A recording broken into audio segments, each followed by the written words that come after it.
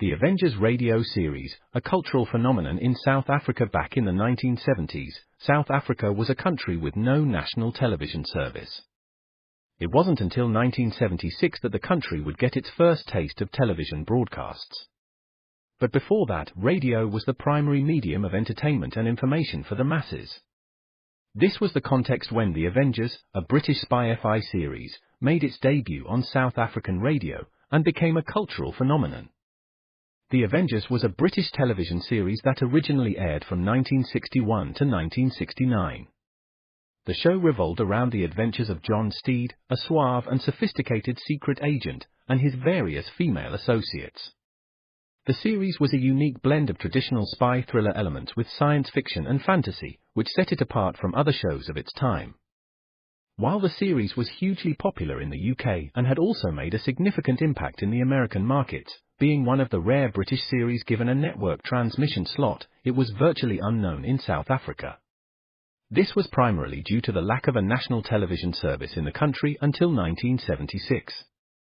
However, as a film series, The Avengers was able to gain some exposure in South Africa through film rentals. But it was the launch of the radio series that truly brought The Avengers to the masses in South Africa. Come and listen at www.myclassicradio.net. Did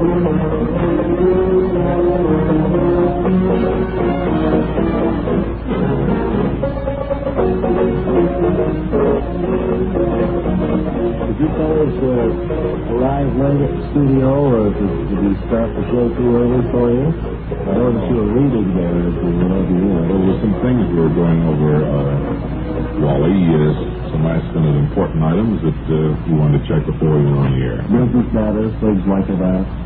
Yeah. Incidentally, we had a lot of nice comment on the way you handled the commercial yesterday. Hey, swell. I thought maybe it was a new branch of show business for me. Well, didn't you start off as an announcer, Wally, and graduate? I started as an announcer and came into the personal interviewing end of it a little bit later. And the spot you've covered, I remember some wonderful... Well, at that time, of course, I hadn't had the operation, and I said my voice was a little bit of a setback of the news. Well, what was that, your... Adenoids. Adenoids. But now that they're fixed, I feel that I can tackle big most any of these little chores you want to hand out. Commercial. I think maybe you ought to qualify that. Fixed as best they can be. I think probably that's what the doctor... What, the commercial? You're not fixed? No, the adenoids. Oh! Your adenoids are fixed, right? Yeah. Right. But I was told. I was afraid of that. But you did have a good report on it, huh? Very, very nice. The people who have the account, the agency called and said terrific. Wonderful. All right. Got a nice reading on the way you said certain things, like great. Well, I do that on commercials, yes. Gives you a very tony effect. Drained. Sounded drained. Green, that's a drained. It's hard to do. Hard to do, but it's the mark of a true professional. That's right, rolling your R's. Great. Friends, the Bob and Ray calendars for 1960 are out and in the mail. Those of you remember you had to get your order in by last August 15th. We've mailed them. Now, fortunately, they were no sooner in the mail than someone in the office, I think it was Robert Conley, came up and said, Bob and Ray, have you mailed all the calendars? He was smiling. It wasn't like he was trying to call attention to an error. Well, I had no idea what was in store. I thought it would be something humorous that had happened probably at the mailing room. Oh, I didn't try to correct it. Yeah. And then we said, they're all gone out, Wilbur, so what? Wilbur, we said. We were caught up in the spirit of the smiling, and we laughed, too. Well, we sat there for 2 minutes and laughed. Well, Wilbur stopped, and after he saw us laughing heartily, and he tried to change the pace by saying, well, gentlemen, I hate to throw a pall on this rather jovial meeting. He said, but somebody has just informed me that you forgot that 1960 was a leap year. So that's what's happened. We did. So this year, according to the Bob and Ray calendar, April Fool's Day is March 31st. That will be on a Thursday. Remember that now. Will you write these down, folks? March 31st is April Fool's Day. July 4th will be July 3rd. And Christmas will be the 20... the day before, according to Bob Ray Calder. And you're all right in January and February. Well, you have practically 2 months that are perfect. January is okay. February is all set, except, of course, for that one day. So, really, for the price you paid and all, well, actually, you know, think about it. It's only a month before the holiday comes that it makes any difference anyway. Right. Okay, then? Well, if you have any further questions, you be sure and write to Bob, because I've more or less tossed him that. And you just continue to take Sundays and Mondays off as your days off. Right. Bonjour, I am Jacques Leroy, expert on the stereophonic phonograph. I will now clear up this whole subject. S'il vous plaît, listen to ordinary stereo. A girl crossing the street. Eh bien, now on Columbia Stereo 1.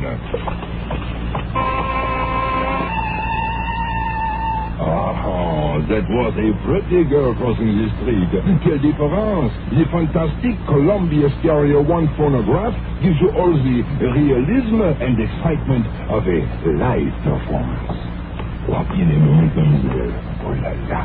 Oh, pardon.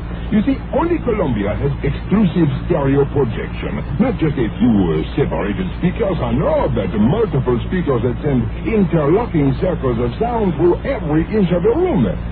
See the Columbia phonograph, man, tout de suite. Columbia Stereo 1 portable start at $39.95. Consoles from $129.95. Attendez, ma chérie! Wait for me! Now it's time to go down to the audience. So would you turn the microphone? I'd love to, because we have another one, and we can all say back and forth. Well, good. Good idea? Yeah. You want to be first, or shall I be first? Me. No, me.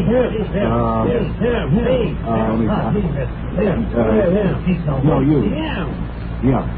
Could I have a word with you, sir? Yeah. I thought it might be fun if we asked some of our audience members today what was the worst Christmas gift they ever received, and what was the best thing they ever received? Well, hard to remember. You mean including childhood? Because well, I don't think as a child that we ever received anything we don't I got a terrific pair of cowboy pants when I was a kid with real fur. Well, that stands out in memory, but I mean, as an adult, maybe that's the time when gifts are a little difficult to pick out, you know? Well, I think the best one. The best one. It's kind of a stickler. Maybe we should have told you all before we went on the air. Maybe you could have been thinking about it. It would have saved a lot of time, because it's I had losing. a nice sports shirt one time, and it was 2 years ago. And the reason I liked it fit perfectly, and I liked the design on it. And there was a sports shirt that had tails. And it stands out in my mind as a person thought enough to spend a little money to put a tail on it, and it probably cost a little more that way. So you've been able to wear it anywhere where it's fit. I mean, it wouldn't really look well at a sports gathering. Have your tail of the shirt out with it. On the other hand, at a fancy ball, it wouldn't. I don't mean that you wear the tail of the shirt out. It makes it fit better. Oh, I see. And I like that. Now, the worst gift I ever got was a sports shirt, and it had a tail on it, but it was. Can you speed it up a little bit, because I know it's a sitting come on stage with and they're holding hold it. They're holding your nose. I know. Let's just wrap it up and say that you are how old, sir? 42, and you're trying here? And you go to Anaheim High School, right? I want to thank you very much for being here with us today. Give our best to your teacher. And I hope you get a lot of nice things this Christmas. I'm saying that over my shoulder from as I go back on the stage. How about you? Want to talk to some of the folks here? I don't know whether we have time. How about you, buddy? Yes. Did you had a chance, while the other fellow was choosing his, chance to think of the worst? Yes, I did. Good. And how about the best one? What do you want, the worst or the best? Worst, please. Because the best, I think, probably would be dull. The worst one probably would be funny. Funny what? Funny, I mean, it'd be comical. The worst gift you ever got. They're holding the nose in the control. The memory course, you mean? Yes. How to improve my memory? Well, I can see that didn't work. Is that right? What? Back upstage now to my broadcasting buddy, Right, Ray. Joe Arion. I've got it here, Al Schaefer. Schaefer. And a real pleasure to be back on the Bob and Ray stage here again. I think a lot of you wonder just what the stage looks like. We refer to it so often, with a great curtain behind it, with a big Bob, glad PR on it. I'd like to remind you that we'd like to take just a second to tell you about yours truly, Johnny Dollar, for this upcoming Sunday night. See, Bob? Yes. Johnny's the ace insurance investigator with the action-packed expense account. That was the name. Yeah.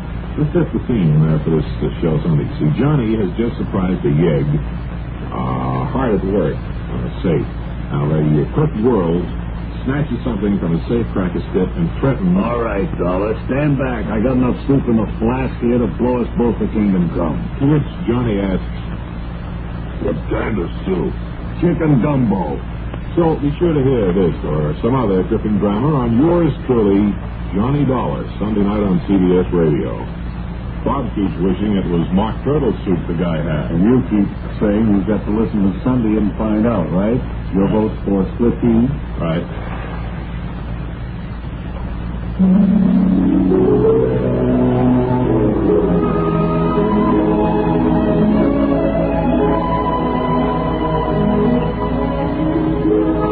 And now, as a sustaining feature of the Bob and Ray Show, we bring you another episode of One Fella's Family. Today's episode, entitled The Smell of Malt, is taken from book VI, Chapter IV, pages 11, 12, and 18. It's mid-morning as we look in on the family now, and we find Father standing close to the cellar door. Danny, what's that hammering down the cellar? Jack isn't down there about 3 days. Went right down there as soon as he got into town, didn't he? Don't know what in the world he was doing. But you know, I think you've always said you thought you'd like to finish off the cellar.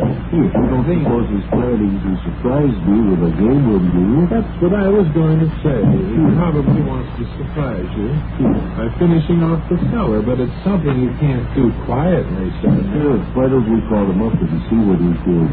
All right. Hand the phone. No, I mean, I've just opened the door and yelled out, cellar. He's sitting.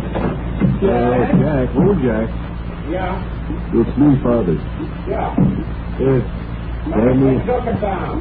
No, but we've been rather disturbed Get by... up there. Look at that. We're not coming down, Jack. Okay.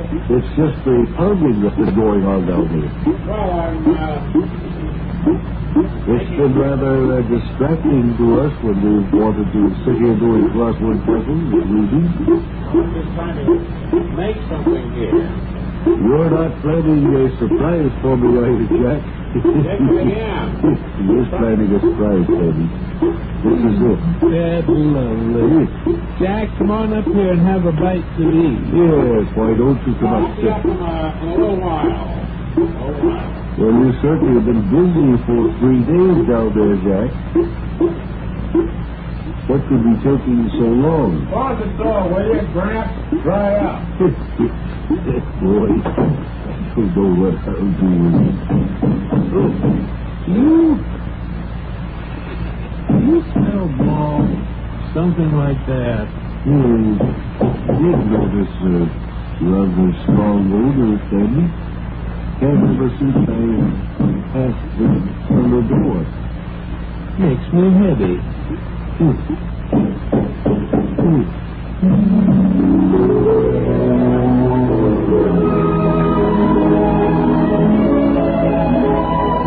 Listening to One Fellow's Family, brought to you as a sustaining feature on the Bob and Ray Show.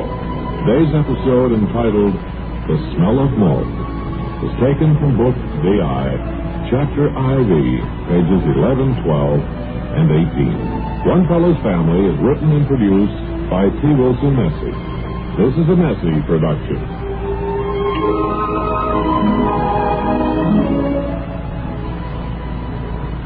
got a, now that I think about it, I got a brass cannon one Christmas, a small one. Oh, yeah, we're still asking members of the audience about unusual Christmas gifts they It's received. pretty interesting.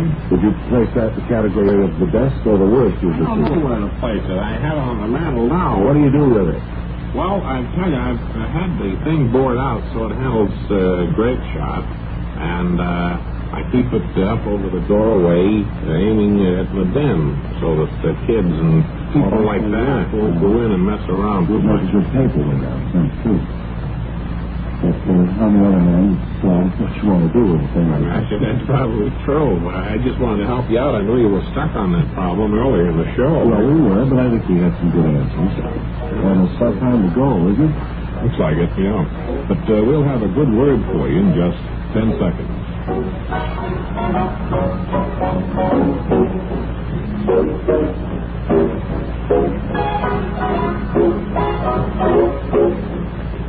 Now, here's Bob with a good word. Fiducio. Until tomorrow, this is Ray Goulding, reminding you to write if you get work. Bob Elliott, reminding you to hang by your thumb. This is the CBS Radio Network. NKNX, AM and FM, CBS Radio. Boy, you're ambitious. My wife's been after me to slap a new coat of paint on our garage. Trooping on down. Oh, that cement is just hit there. Live at 55. Keep listening to ABC. Keep listening to ABC.